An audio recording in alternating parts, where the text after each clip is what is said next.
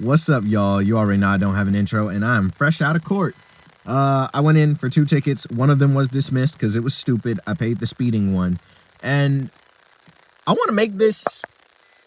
I don't know why I'm making it. But, yeah, the title, it does not deceive you. I don't really like to play my victim complex card, especially when it is the race card. But I'm not going to lie. I live in a mostly white city. And when I went into that courtroom... from the ground floor entrance all the way up the stairs to the actual courtroom I had to go to, I'm not kidding, more than 90% of the people there were black or of some kind of pigmentation. Like, in the actual courtroom, most of the white people that were there,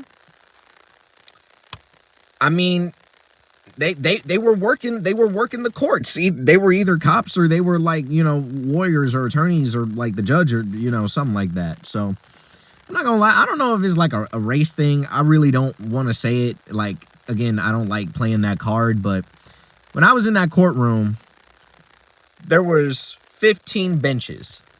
Each bench could hold about 5 people. So let's do some quick math. 50, 25. So 75. There was about 75 benches, and then there were some extra people who were lined up on the wall because they couldn't fit in the benches. So for the sake of easy math, let's just say there was 100 people in there. I'm not kidding when I say that there was only one white guy. There was one. And he was kind of sketchy looking.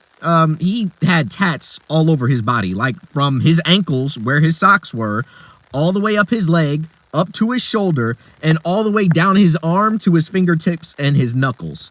And then he had tats on his neck, his chin, and his cheeks. So he was kind of sketchy looking. He had the, like, gauged hoop things in his ear, too. But, like, when most of the cops are white, and you only had like one white dude in the courthouse, and the rest were like brothers and sisters, as well as my Hispanic homies, my hermanos and my hermanitas, bro. Like, I'm telling you, bro, I don't know. It's kind of hard not to feel some kind of way, because how on earth do you mean to tell me there's 100 people in this room and you got one white guy and like nothing but blacks and Hispanics? And it was like all white people working that place, honestly.